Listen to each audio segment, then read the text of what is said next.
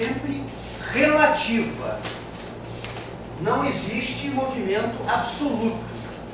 Quando nós dizemos que algo está se movendo, implicitamente, às vezes a gente não se dá conta disso, mas implicitamente nós estamos dizendo que esse objeto está se movendo em relação a alguma outra coisa tomada como referência. Tá? Então, se você está num ônibus que está a 50 km por hora, essa velocidade de 50 km por hora é a velocidade do ônibus em relação à Terra. Há um sistema de referência fixo na Terra. Todos os passageiros do ônibus estão com velocidade de 50 km por hora em relação à Terra. Mas qual é a velocidade dos passageiros em relação ao motorista, por exemplo? Zero. Você está sentado no ônibus, né? O motorista está lá na frente dirigindo. A sua posição em relação ao motorista muda à medida que o ônibus se move? Não. Então você pode ter velocidade zero e pode ter velocidade de 50 km por hora.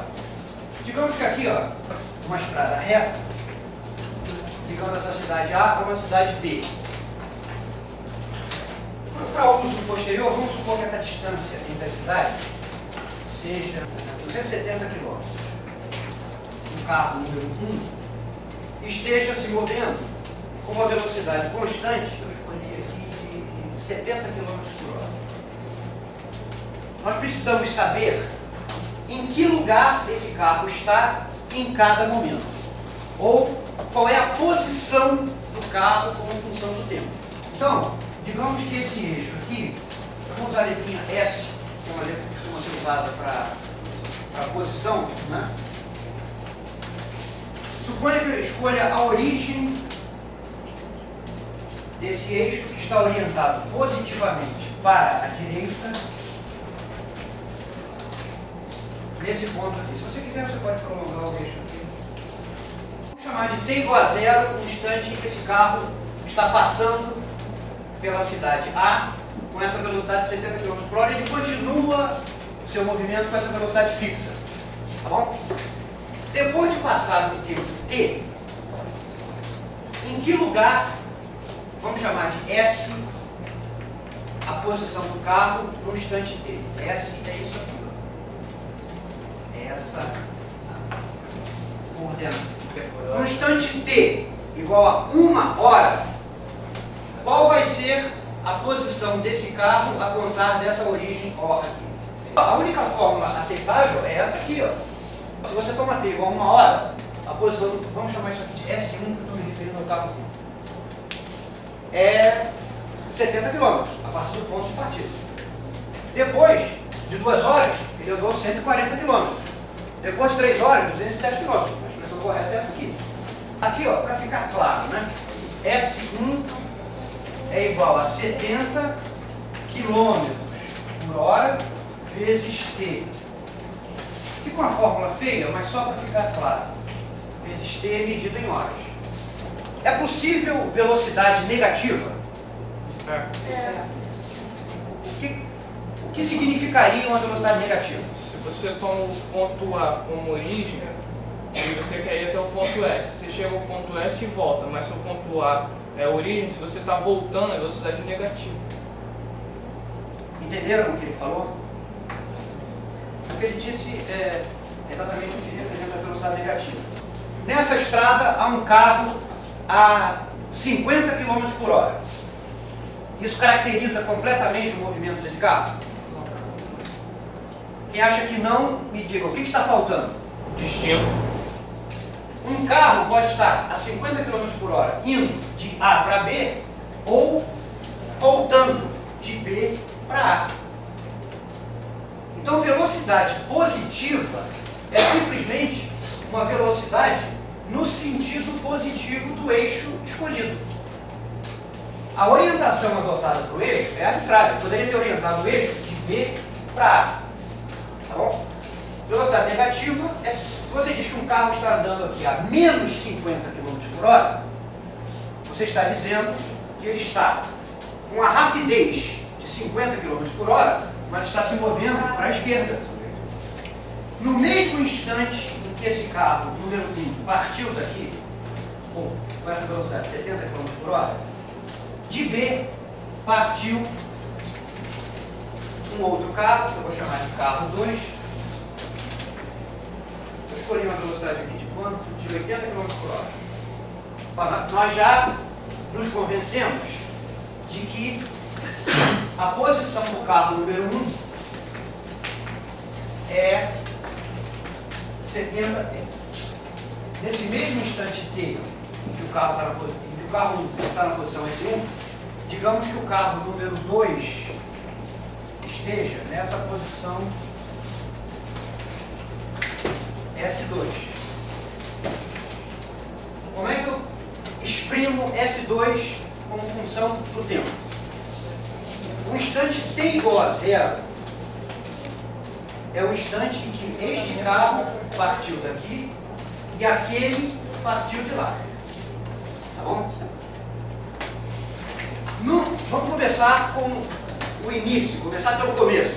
No instante T igual a 0, qual é a posição do carro número 2? Onde é que está a origem do eixo das posições? Não, olha só, um eixo não tem duas origens. Um eixo tem uma origem, a origem está aqui. Ó. As posições são medidas a contar da origem. Se você tiver 10 objetos em movimento, em cada um você botar a origem, você vira uma confusão infernal, você não sabe mais o que está falando.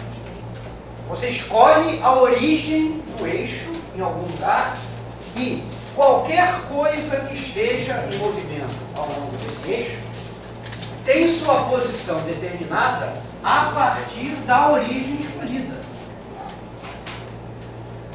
Então você tem que fixar uma origem, fixar uma orientação do eixo e agora vamos descrever qualquer coisa que se mova, né, pela sua posição, pela sua velocidade, tudo em relação a esse eixo com esta origem e esta orientação.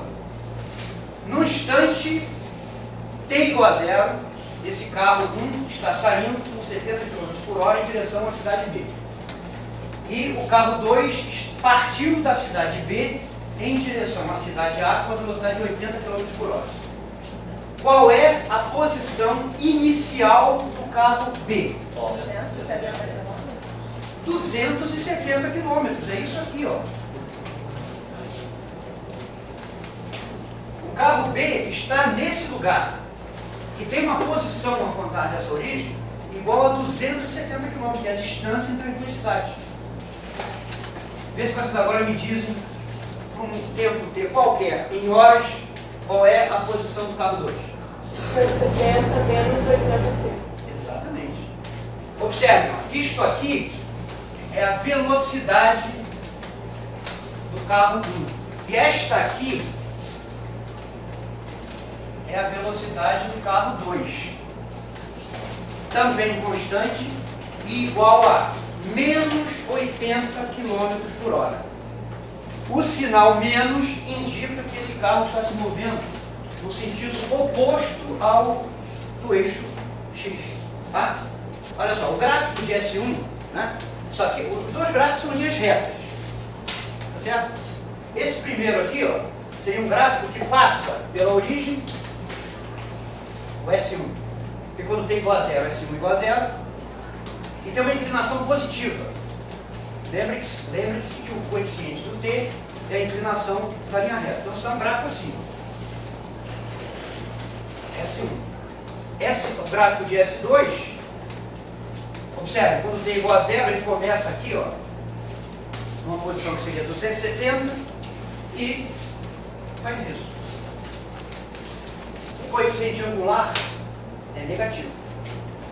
Então, o instante em que eles se encontram, que um passa pelo outro, é o ponto de interseção dessas duas linhas. Ou seja, é um instante em que S1 é igual a S2. Uma outra coisa importante é o seguinte, olha só. Pegando esse exemplo ainda do carro, o carro S1, anda 70 km por hora. Como é o gráfico velocidade versus tempo para esse carro? O gráfico é isso aqui, ó. V é sempre igual a V1 para qualquer T. Tá bom? E repare, olha, a posição do carro é produto velocidade vezes tempo. Né? Ou seja, V1 vezes T. V1 vezes T é a área desse retângulo aqui, graficamente. É esse lado do retângulo multiplicado por esse. Tá bom? Então, o deslocamento que um carro sofre, que um móvel, um objeto em movimento sofre, num intervalo de tempo, pode ser determinado graficamente pela área debaixo da curva.